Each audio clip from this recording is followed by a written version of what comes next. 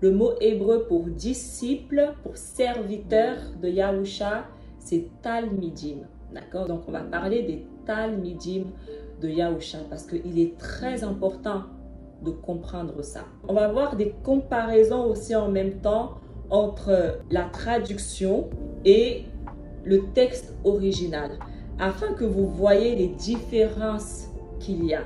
Certaines modifications dans la Bible qui ont été faites changent le sens de la phrase. On va lire Marc 1, verset 16 à verset 20. On va lire d'abord dans le texte traduit. Passant le long de la mer de Galilée, Jésus vit Simon et André, le frère de Simon, en train de jeter les filets dans la mer, car c'étaient des pêcheurs. Il leur dit, « Venez à ma suite, je ferai de vous des pêcheurs d'hommes. » Aussitôt, laissant leurs filets, ils le suivirent.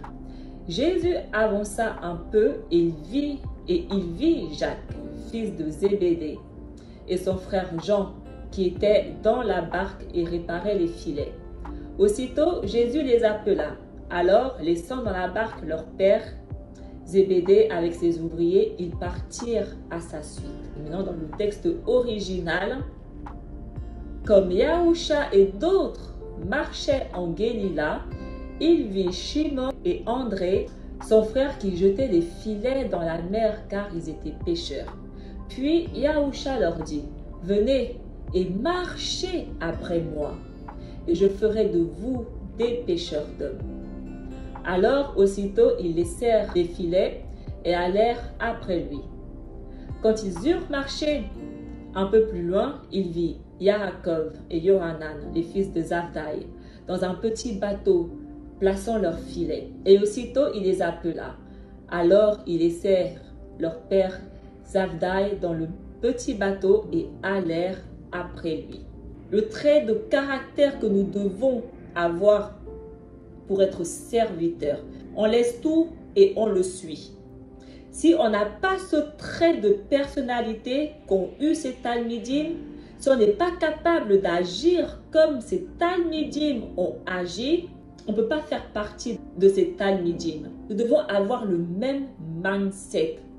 Luc, verset 27 à verset 28. Après cela, Yahusha sortit et remarqua un publicain, c'est-à-dire un collecteur d'impôts, du nom de Lévi, assis au bureau des impôts. Il lui dit, « Suis-moi. » Abandonnant tout, l'homme se leva et il le suivait. Ils ont tous tout abandonné et ils l'ont suivi. Si notre cœur n'est pas positionné comme ces Talmidim, on ne peut pas en faire partie. Marc 8, versets 34 à 38. On va lire la version traduite de la Bible, mais on va aussi lire la différence avec le texte original.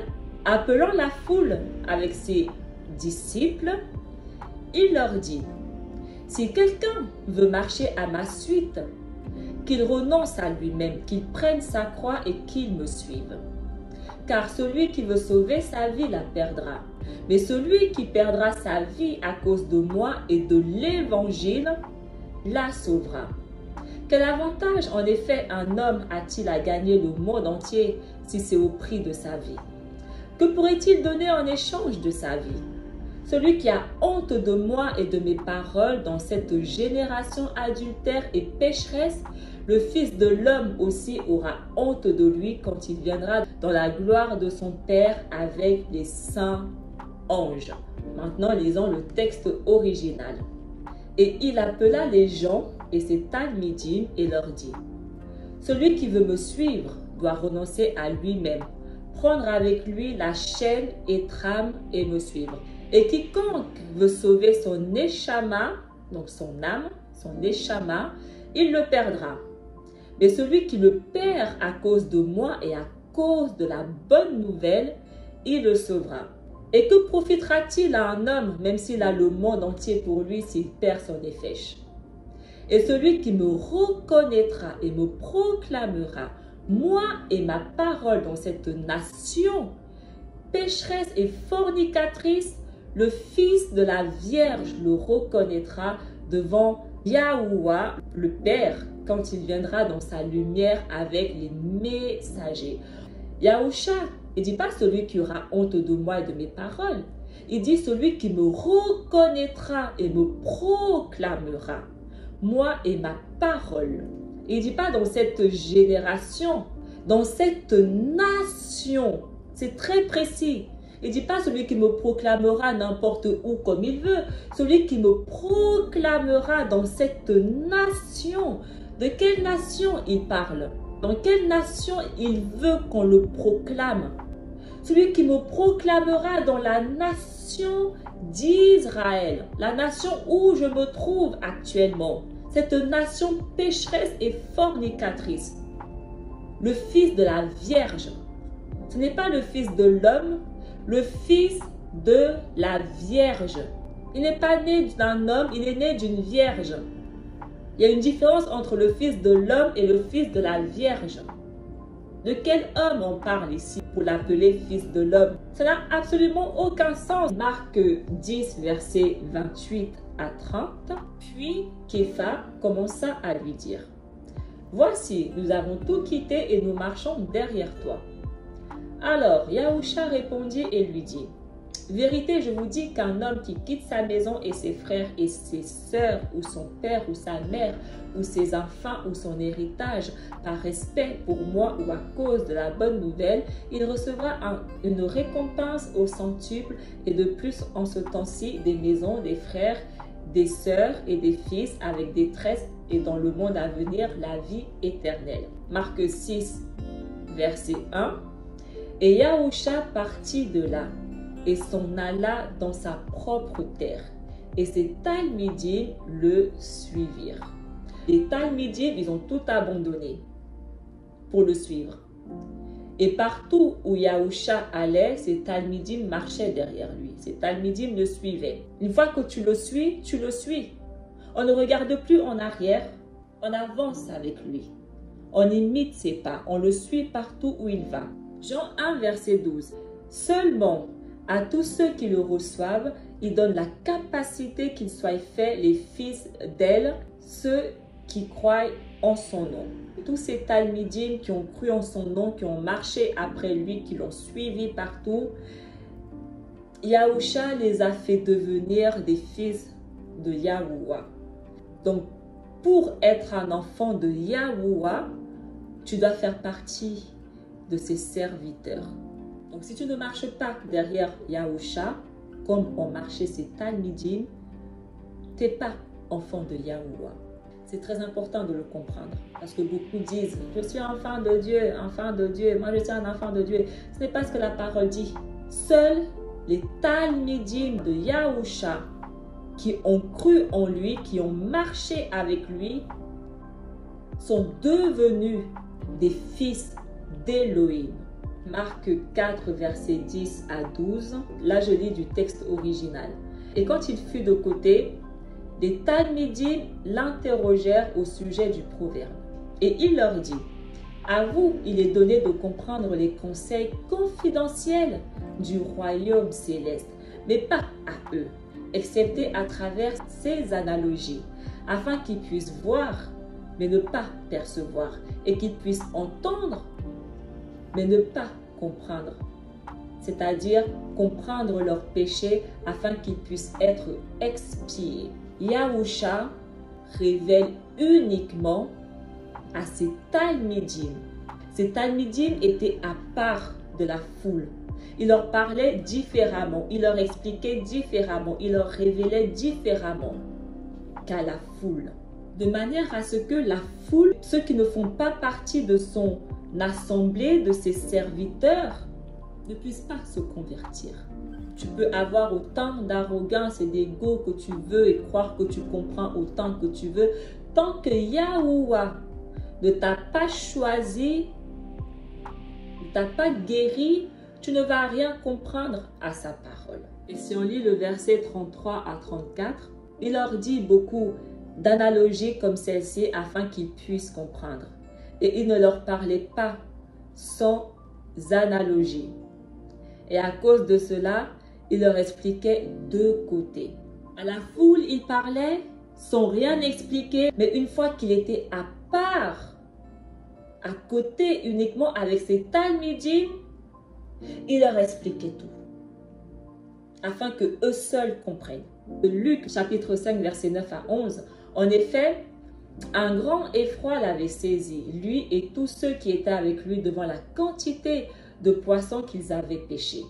Et de même, Jacques et Jean, fils de Zébédée, les associés de Simon. Yahusha dit à Shimon, « Sois sans crainte, désormais ce sont des hommes que tu prendras. » Alors, ils ramenèrent les barques au rivage et laissant tout, ils le suivirent. Marc 6, versets 7 à 8. Puis il appela les 12 talmidim et les envoya 2 par 2, et il leur donna le pouvoir de guérir tous les malades et tous ceux possédés par Satan. Et il leur ordonna de ne pas porter de sac ou de pain ou de pierre ou de ceinture. Donc on voit que c'est uniquement à ces talmidim qu'a été donné le pouvoir de guérir les malades et de ceux possédés par le Satan. Parce qu'on voit beaucoup de chrétiens, guérisseurs, machin, bidule, bidule, bidule. On voit beaucoup dans le christianisme ce phénomène où les gens ils délivrent. Et sauf que ce n'est pas ce que la parole dit. La Bible dit que c'est uniquement au talmidim de Yahusha que Yahusha a donné ce pouvoir. Donc, tous les chrétiens qui ne font pas partie des talmidim de Yahusha là, et qui guérissent soi-disant les malades, qui délivrent, d'où vous vient ce pouvoir? Qui vous a donné ce don, soi-disant que vous avez de guérir les malades et compagnie? D'où vous vient ce don? Je sais que ce don ne vous vient pas de Yahusha, parce que dire l'inverse, c'est contredire la parole, c'est contredire la Bible. Dans le livre de Luc 10, versets 1 à 2, après cela, parmi les disciples, Yahusha en désigna encore 72.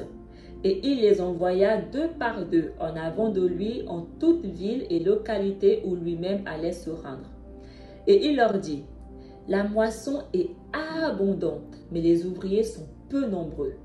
Priez donc le maître de la moisson d'envoyer des ouvriers pour sa moisson. » On voit que Yahusha avait beaucoup de talmidim. Parce que les chrétiens veulent faire comme si Yahusha avait que 12 talmidim. Ce n'est pas la vérité. Beaucoup de personnes ont tout abandonné et l'ont suivi et l'ont servi. Il a peut-être choisi 12 pour montrer quelque chose un peu plus précis, mais ce n'était pas ses seuls talmidim. Matthieu 28, versets 18 à 20, on va lire le texte traduit dans la Bible, mais on va aussi lire le texte original.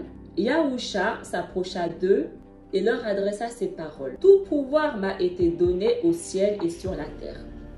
Allez, de toutes les nations, faites des disciples. Baptisez-les au nom du Père et du Fils et du Saint-Esprit. Apprenez-leur à observer tout ce que je vous ai commandé. Et moi, je suis avec vous tous les jours jusqu'à la fin des temps. » Maintenant, dans le texte original, « Et Yahusha vint et leur dit, « Yahuwah m'a donné puissance dans les cieux et sur la terre.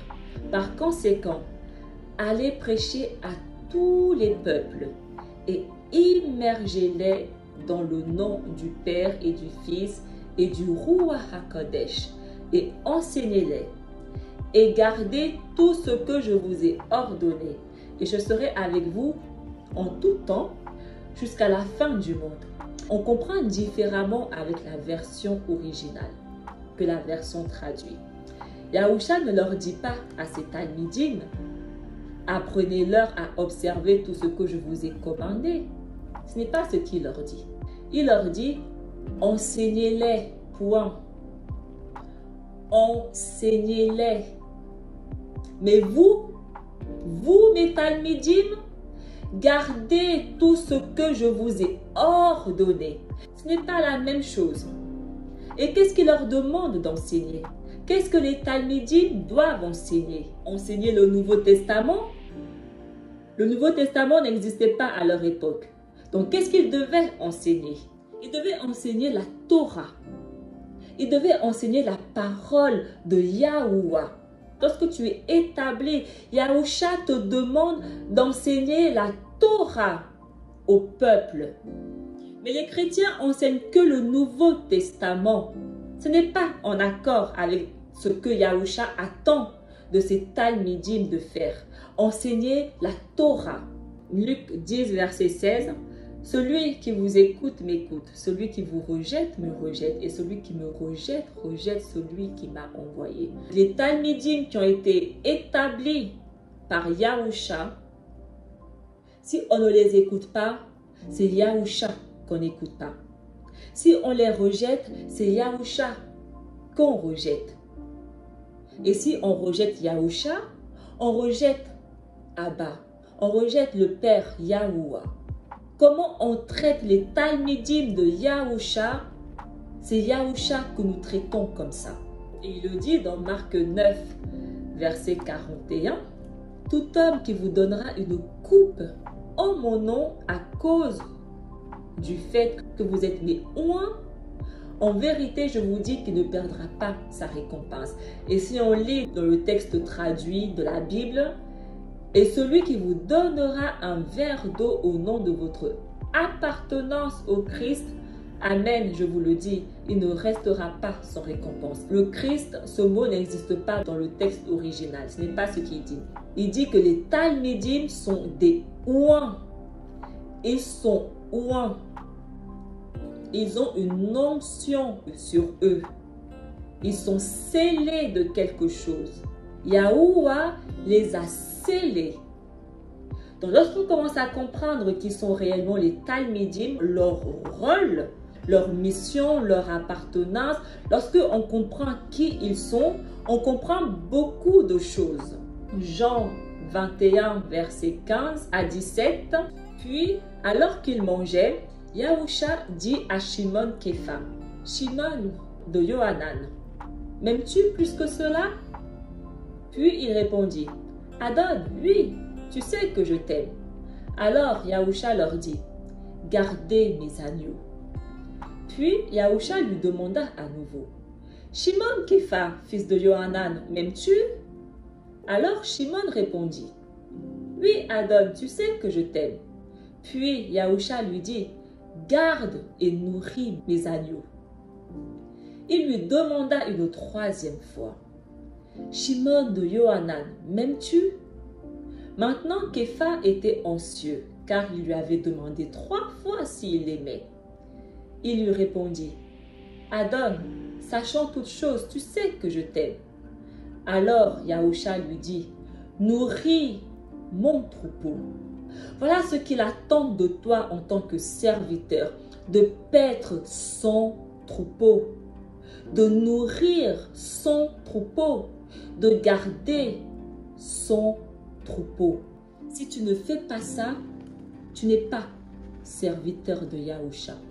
Luc 12, versets 42 à 44, le Adon répondit, que dire de l'intendant fidèle et sensé à qui le maître confiera la charge de son personnel pour distribuer en temps voulu la ration de nourriture?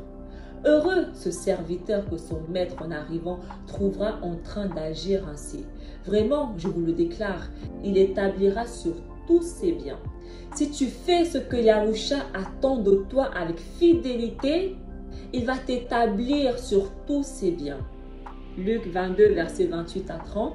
Vous avez tenu bon avec moi dans mes épreuves. Et moi, je dispose pour vous du royaume, comme mon Père en a disposé pour moi. Ainsi, vous mangerez et boirez à ma table, dans mon royaume, et vous siégerez sur des trônes pour juger les 12 tribus d'Israël. Donc Yahusha dit que ces talmidim, ceux qui ont cru en lui, ceux qui ont marché comme lui, ceux qui l'ont suivi partout, ceux qui ont fait sa volonté, qui ont gardé son troupeau comme il leur a demandé, ceux qui ont été des serviteurs fidèles comme il attendait d'eux, ces talmidim, ces serviteurs, non seulement il va les établir sur ses biens, mais en plus il va les placer sur des trônes. Ils seront tous assis sur des trônes. Et qu'est-ce qu'ils vont faire? Ils vont juger les 12 tribus d'Israël. La Bible ne dit pas qu'ils vont juger le monde. Ils vont juger qui? Les 12 tribus d'Israël. Donc là déjà, on comprend qu'il n'y aura que Israël à juger. Et lorsqu'on comprend ça, on comprend qui sont les disciples. Le livre d'Apocalypse nous dit quoi? Que les serviteurs de Yahusha suivent Yahusha partout où il va. Ils sont fidèles en toutes choses. On comprend que les 144 000, ce sont ces Talmidim. Et parce qu'ils le suivent partout où il va, ils seront assis à sa table et ils mangeront avec lui. Donc on comprend que les 144 000, ils ont commencé à être marqués à partir de Yahusha, à la fin des temps. Et on sait maintenant que la fin des temps a commencé à l'arrivée de Yahusha. Les Talmidim de Yahusha à cette époque-là ont été les premiers à être marqués. Et ça fait aussi peur de réaliser que en l'espace de 2000 ans, seulement 144 000 ont été trouvés dignes pour être serviteurs de Yahusha et de Yahuwah. Quand j'ai compris ça, ça m'a glacé le sang. Le Dieu que les chrétiens vous vendent là, ce n'est pas la vérité. On ne comprend pas les exigences, la perfection que Yahuwah attend de nous, afin que nous soyons trouvés dignes de marcher à côté de son fils Yahusha. Si vraiment ça ne vous réveille pas, ça ne vous glace pas le sang de savoir ça, je ne sais pas qu'est-ce qui peut vous réveiller. Ce monde est tellement mauvais que nous ne sommes pas trouvés dignes. Les places sont limitées. Alors donnez tout pour faire partie de ces places limitées, de ces 144 000 personnes. Le monde ne veut pas que vous sachiez la vérité parce qu'ils ne veulent pas que vous réalisez que nous sommes à la fin. Et on sait que lorsqu'ils seront tous marqués, le jugement final va commencer. Combien il en reste avant que Yahuwah commence le jugement? Combien il reste de 144 000 à être marqués? Combien vous pensez que nous sommes actuellement de 144 000 à être marqués?